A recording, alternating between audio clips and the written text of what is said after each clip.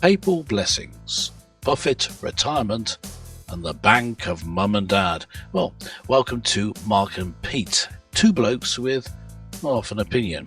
Now, for this show, here is our first thought. Pope Bob. Habemus papum, I hear you cry. Words to introduce the new pontiff by. The Catholic Church looks up to the sky. And holy smoke, it's an American guy. Yes, indeed.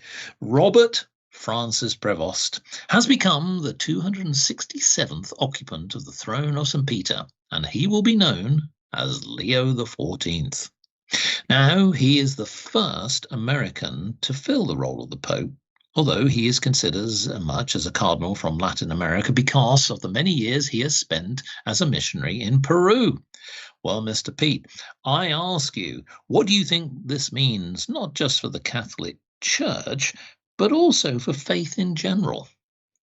Yeah, it's interesting, isn't it, that we've now moved to be an American Pope. People are complaining, I've heard comments, the last Pope was American as well. He was from South America. But no, we're talking about the United States. But actually, this Pope is from both, isn't he? I understand he's both South American and North American. So you can truly say he's from America.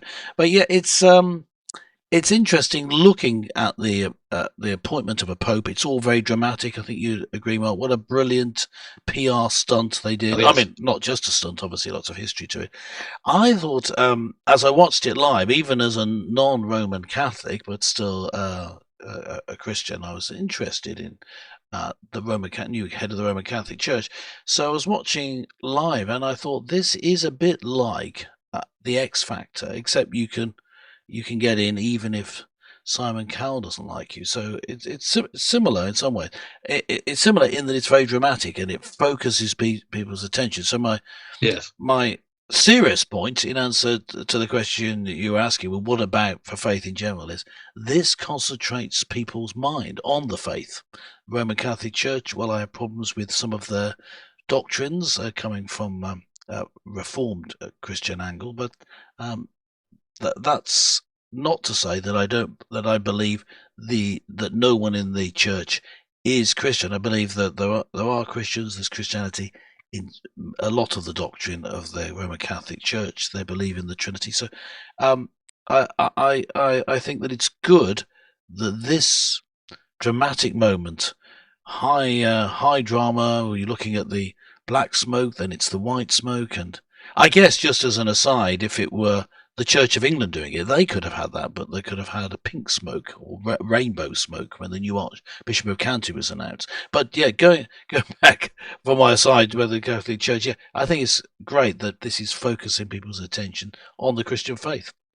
Well, indeed. And in fact, when we talk about Leo, his chosen name, now let's talk about him because he has a very important background, because he was born in Chicago in 1955 to parents of Spanish and Franco-Italian descent.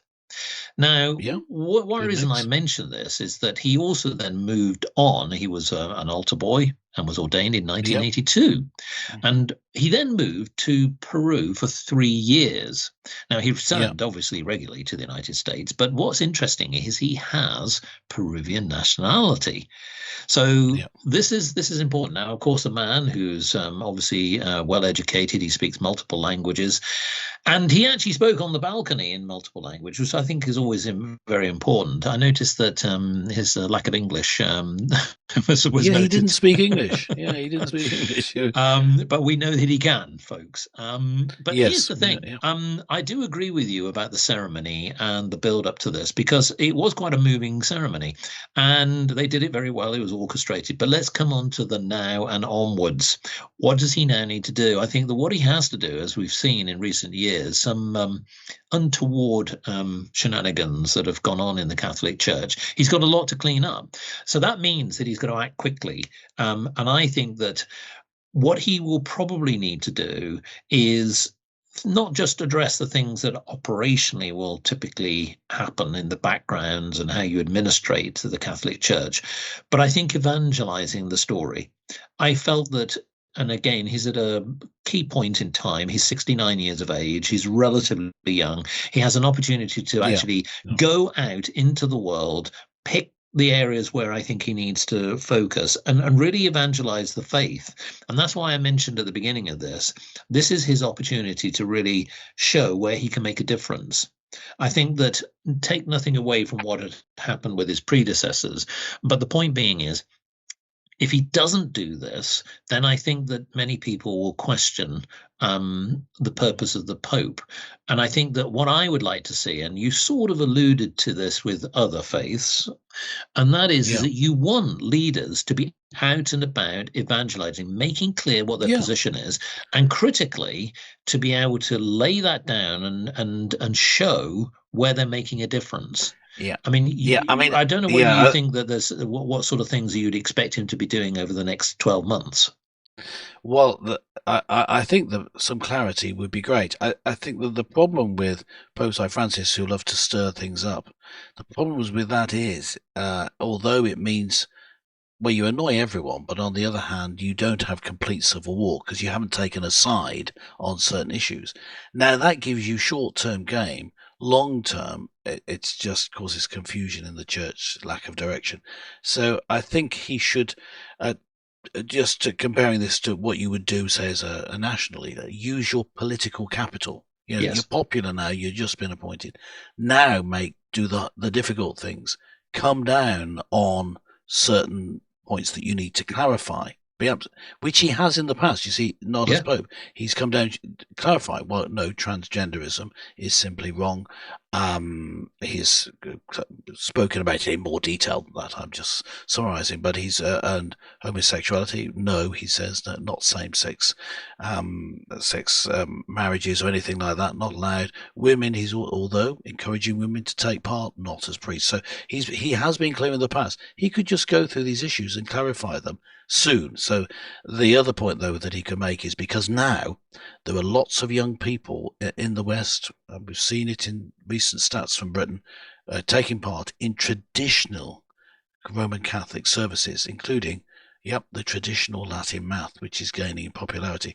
So he doesn't need to mandate it, but he should sanction use of it. That's what I would say. Yeah, because although I'm not a Roman Catholic, I think if you are one, go for it. I don't want to worship in Latin, but if you want it, go for it. I think we should stop pussyfooting around and go for it. And in doing that, so some freedom in terms of style of worship, just to summarize what I'm saying, freedom in terms of style of worship, from charismatic style services to allowing those, to Latin Mass, to what they currently have as their standard style of worship, but actually tightening up on things, on the moral questions and on doctrinal questions. That would be brilliant to do. Get it done in your first year, and then you can have a long and successful ministry. Now, plotting the forward course of the church. And he's probably going to be Pope for maybe 15 years. So at least, he's got time to do it. Yeah, for sure. And the other thing as well to note, which I think he will certainly evangelize more, is that he championed a lot of charity causes. And this was everything from, supporting soup kitchens in communities, childcare for struggling families. And he even advocated for better housing and in communities that had been devastated by either droughts or floods or any other atrocities. And so I think that when you bring faith into a community because it needs to either overcome adversity in some way, I think he's got that layer as well about him because he's got the history there. So I think that this is an opportunity, folks. Yes. Well, look, let's move on. Let's move to another story. And this is an interesting one. It's a business one, totally different story, but it's all about Mr. Warren Buffett. Mr. Warren Buffett sat on a tuffet, eating market shares all day. He became a big strider as investment got wider and frightened his competition away. Yes. Well, there we go. Warren Buffett, yes, that great entrepreneur, has announced that he will retire as chief executive of Berkshire Hathaway at the end of 2025. And this veteran, who's often known as the Oracle of Omaha, told his company at the annual meeting that he would hand over the reins to his vice chairman, Greg Abel. Well, there we go. Now, Warren Buffett, who built Berkshire Hathaway from a failing textile maker, that's right, a textile maker, and he turned them into an investment juggernaut, which is currently worth $1.16 trillion. So there you go. That's the success of the world's most successful investor, Mr. Pete. I ask you, this is a man that many business people should take a few tips. And there's no doubt that I would go as far as to say he's probably one of the most successful entrepreneurs on the planet. What say you about his achievements? And where do you think that maybe other budding entrepreneurs could learn from him? Well, here's what I think we can learn from it. This is, as a non-entrepreneur, well, I've started a couple of small businesses, but just for non-for-profit. Now, his style, of course, even though he's well known, is quite low key, isn't it? He's not sort of a flamboyant figure. Correct. And he's known for being, quite transparent in what he's doing. Talks about it quite freely, and he's often commenting on the importance of taking the long-term view, which is a bit of a mantra here on Mark and Pete. So I think that's what we can learn from it. But one other thing, and that is, if you're an entrepreneur, if you're a businessman, people can think of you as, oh, right, you're after the money. Well, yeah, but if there's money being made, that means wealth is being created, which is a good thing for all of society, and certainly the community in which you operate. And he was also known for giving away to charitable causes, wasn't he? Correct. So this, I think, overall, the package, we can say this is someone who was open and transparent about what he was doing, low-key, so not self-aggrandizing, but very open about what he was doing, and also contributing to charitable philanthropic causes. So he's like a model of what you can achieve in life, maybe encouraging people to become entrepreneurs, which in Britain is quite, maybe in other countries, different cultures, it's not quite the same, but in this country, it's quite difficult to encourage people to be that sort of risk taker and see being an entrepreneur and businessman or businesswoman as being a career path to follow. Well, here's a lessons learned, okay, folks? Go ahead. So think about this. This is Warren's background. He earned his first money as a 6-year-old. He bought his first shares at the age of 11, and he filed his first tax return at the age of 13. Yes, get in early, folks. That is very impressive. That is impressive. Now, here's the other thing. Now, Berkshire Hathaway, which is the company that he obviously set up, owns more than 60 companies. Now, they include, just a few, just to highlight, the well-known brands like battery maker Duracell, the restaurant dairy chain Queen. He also has, they have, stakes in Apple, Coca-Cola, Bank of America, and American Express, amongst many others. Yeah. Well, you can tell that clearly he knows his market.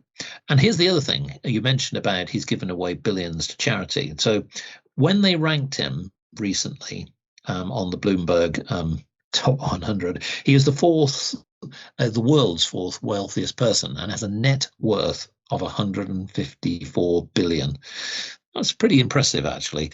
Now, the point here is that he stands out of being somebody, to your point, who isn't there to just simply capture the limelight. Yeah. But what's also interesting, and famously, he doesn't get distracted by today's technology.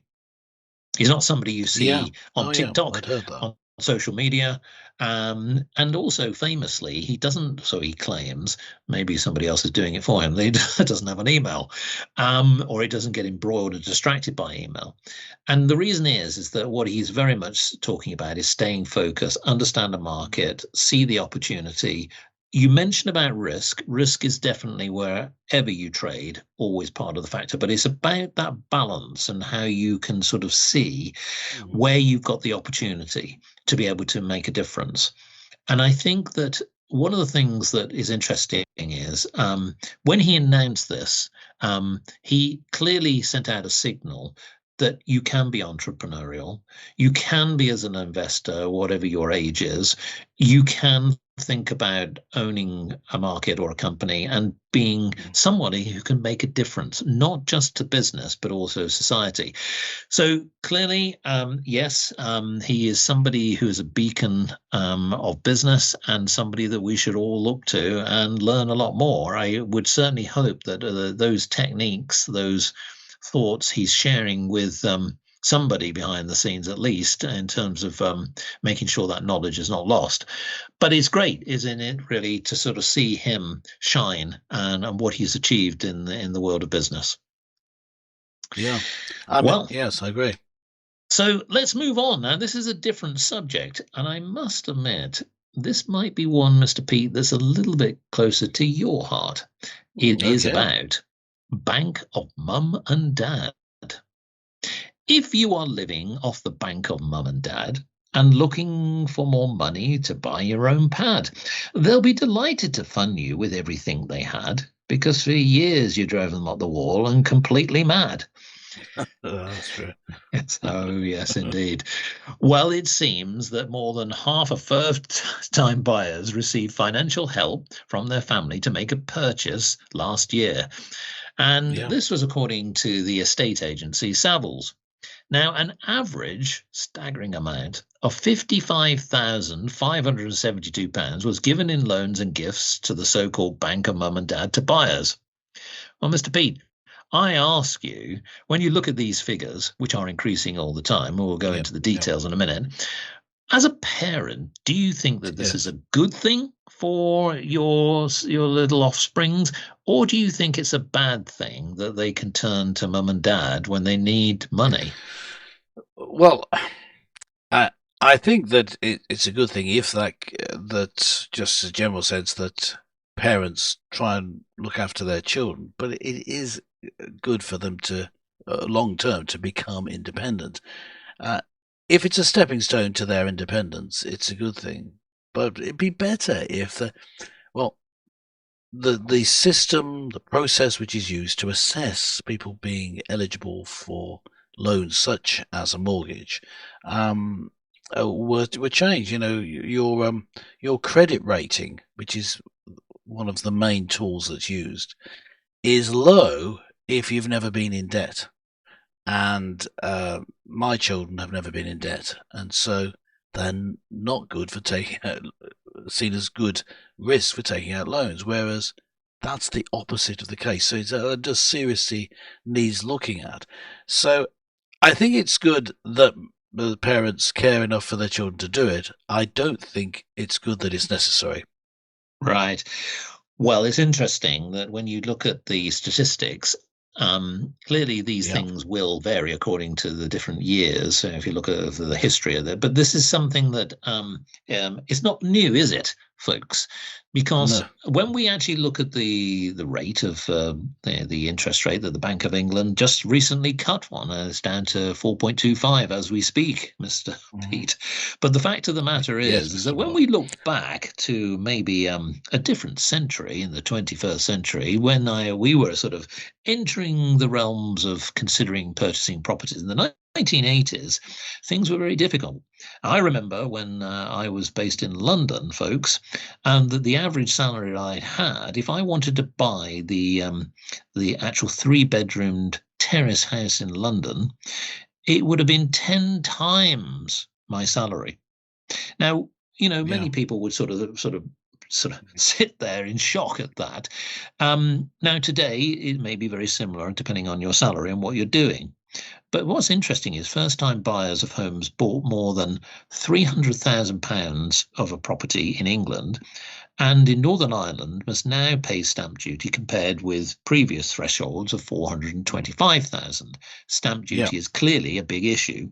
Now, some buyers may have a little bit of a helping hand if they're buying a new home as an incentive from the constructor, but that's separate, you know, from those who have to buy an existing property, because at the end of the day, you have many costs.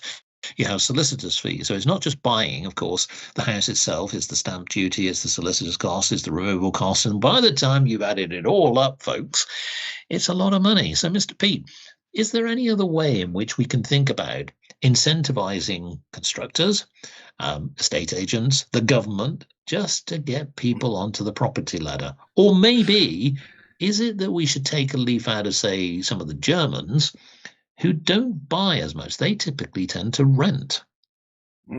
Yes, well, I think that a stepped approach is quite wise in that when you start out, you could be renting, and meanwhile you're saving up money. Now, here's something: the lost art of saving seems to be a way out of this mess, because if you may need to take up a loan because it's such a large amount of money. You may need to take a mortgage at some stage, but of course, the greater the deposit you can put down, the lower the mortgage is going to be. So starting off renting is good, and then moving on to take out a mortgage.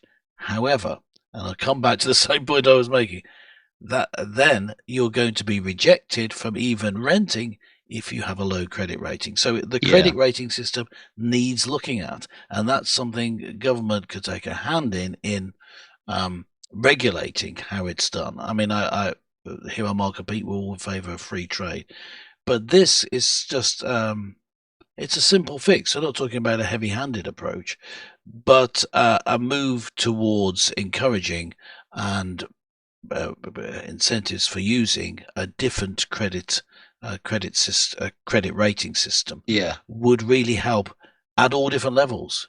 But yes, I think the point that you raised about why do you need to rent to buy straight away? You don't need to buy straight away. You don't need to rush into it. And taking on a building, when you're buying a house, you're taking on looking after a building. Do you really want to do that when you're young and just getting started in your career as an extra level of responsibility? I think for many people the answer is no. For some, yes. Well, it depends on the individual. But yeah, you shouldn't. You're right in pointing out you shouldn't think you have to buy as soon as possible. You can take your time over it. Well, I agree. And to your point is that apart from the capital outlay and obviously the commitment that you make, which is for many people typically around a 30 to 40 year time frame. So by the time that most people typically tend to sort of pay off their mortgage, they're in their late 50s, early 60s. That's a long time. Now, the other side to this, of course, many people would say, but that's all very well. You need to get on the ladder first in order to be able to start playing the game. The fact is that when you buy a property, you are always going to be in a situation where you've got to think about insurance, maintenance costs. Things do simply typically tend to go wrong. And so you've got to consider the other factor of maintaining that asset. But there is the other side to it. And many people would say that an investment in a property is a good pension pot, meaning that if you're retired or you reach a point where you may need to use that capital, sell the property to go into say a home or care home, that is another option. So I can sort of see the importance of spreading your investments, and I would encourage this. But what I would certainly say at the moment is it's very, very difficult to get on the property ladder if you're coming into the market for the first time. But what I am concerned about is that when family members start to contribute, that also sets a precedent, and also that it puts the burden on those parents. So bank of mum and dad sounds great, but it's not a bottomless pit, because those people will be going into retirement soon and they're going to need the money. Yes, and if interesting. And if, of course, you are putting your parents into debt, well, that's just moving it on one generation, and it's not really solving the situation. So, yes, really difficult things to look at. Look, we're coming to a close here now on the Mark and Pete Show. 3 interesting stories, all of which I'm sure you've got your opinions on. We want to hear from you. Just make sure you subscribe by going to markandpete.com. You can check there if you're subscribed. Then you can leave a comment on this and every episode. We'd love to hear from you. But from Mark and myself, it's goodbye for this week, and catch you next time.